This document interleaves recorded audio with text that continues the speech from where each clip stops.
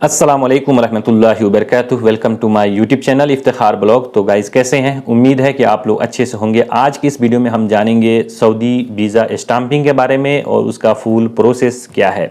और बहुत से हमारे दोस्त का सवाल है कि वीज़ा मिलने के बाद जो है कितना खर्च लगेगा, कौन से ऑफिस से आएँ तो बेटर रहेगा, तो इसके बारे में भी हम बात करेंगे गाइस। और कितना सैलरी है और फुल प्रोसेस आने का जो है क्या है, तो गाइस इसके बारे में हम फुल डिटेल से आप लोगों के साथ मैं बात करूंगा। तो गाइस आप हमारे साथ बने रहें और चैनल पे नए हैं तो चैनल को सब्सक्राइब कर लीजिए और वीडियो को अभी तक लाइक नहीं किए हैं तो प्लीज़ लाइक कर लीजिए ताकि इसी तरह का इन्फॉर्मेटिव वीडियो आपको हमेशा मिलता रहे। सबसे पहली बात करते हैं, बहुत से आपके दोस्त फ्रेंड सऊदी के अंदर रहते हैं, अगर वो आपको वीज़ा देते हैं तो गाइज आप बिल्कुल उस वीज़ा पे आ सकते हैं। यहाँ पे आने के बाद आपका लाइफ जो है ब्राइटनेस हो सकता है। यहाँ पे आने के बाद जो है हर चीज़ चेंज हो जाएगा। आपका ड्राइविंग के जॉब में गाइज बहुत अच्छी फैसिलिटी है, आपको रूम से लेकर खाने पीने की व्यवस्था हर चीज़ किया जाता है, कफील लोग करके देते हैं और टाइम से सैलरी भी आपको मिलती है। अब रही बात, हम बात करेंगे अगर आपका दोस्त फ्रेंड अगर वीज़ा देता है तो कितना पैसा लग सकता है गाइस। तो तकरीबन अगर आपका फ्रेंड अगर देगा, वीज़ा देगा, कोई कफील दे रहा है उसको कि हाँ आप इस वीज़ा पे चले आएँ, तो आपका जो प्रोसेसिंग जो चार्ज होता है ऑफिस का वो लगेगा और जो खर्चा होता है वहाँ पे इंडिया पे वहीं कुछ खर्च वगैरह लगेंगे। अगर आपका दोस्त यार अगर आपका वीज़ा देता है तो आप बिल्कुल आ सकते हैं इस तरह के वीज़ा पे काम करने के लिए। अब रही बात स्टाम्पिंग में और इमिग्रेशन में खर्च कितना आता है। स्टाम्पिंग में लगभग तकरीबन 15 दिन लग जाता है स्टाम्पिंग कराने में वीज़ा। उसके बाद जो है गाइस अगर आपका पासपोर्ट ECNR है, ECNR यानी आप पढ़े लिखे कैटेगरी में है गाइस, तो आप को कोई दिक्कत नहीं है। वीज़ा स्टाम्पिंग के बाद आप डायरेक्ट फ़्लाइट टिकट लेंगे और आप चले आएंगे। अब इसमें खर्च की बात जो होती है वो ऑफिस वाले कितना लेते हैं उस पे समझ जाइए। अगर आपका वीज़ा फ्री मिल रहा है तो 30 से 40 हज़ार के करीब में आप आ सकते हैं सऊदी में आराम से, आपको कोई दिक्कत नहीं होगी।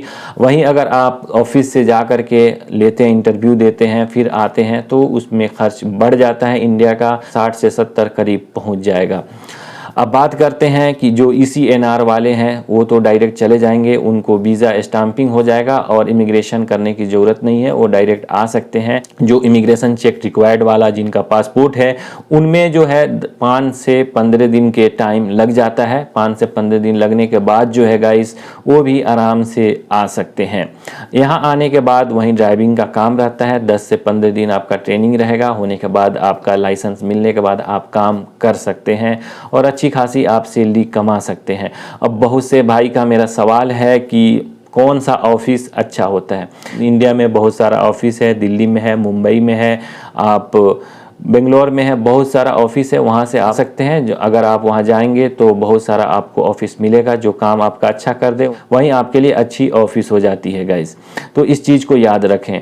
दूसरी बात, बहुत से फ्रेंड हमारे आते हैं और आने के बाद बोलते हैं काम पसंद नहीं है, मुझे घर जाना है। तो इसका प्रोसेस क्या है गाइस, तो इसके बारे में हम बात करेंगे। आने के बाद अगर आप चाहते हैं रिटर्न जाना, आपको काम पसंद नहीं है, तो 3 महीने के अंदर आप जा सकते हैं। आप कफील को बोल सकते हैं कि मुझे काम नहीं करना है, मुझे जाना है, तो वहीं आपका जो खर्चा होगा वो आपको पे करना होगा। अब उसके बाद भी कफील के ऊपर है कि वो जाने देगा कि नहीं देगा, क्योंकि यहाँ जो कफील लोग हैं ये वीज़ा जब निकालते हैं तो बहुत मेहनत से निकालते हैं और फिर दोबारा जल्दी इशू वीज़ा नहीं होता है। तो गाइस हम भी यही राय देंगे, जब भी आप यहाँ आते हैं तो काम करके जाइए, 2 साल कमा के जाइए।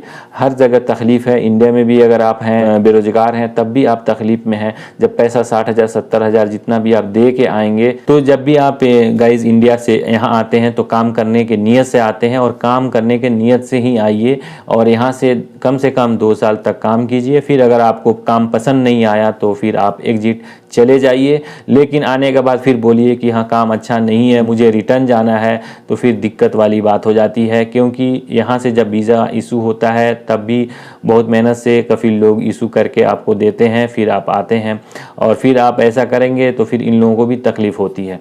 इसलिए जहाँ रिस्पेक्ट मिले वहाँ रिस्पेक्ट करना करना चाहिए, रिस्पेक्ट देना चाहिए दूसरों को भी।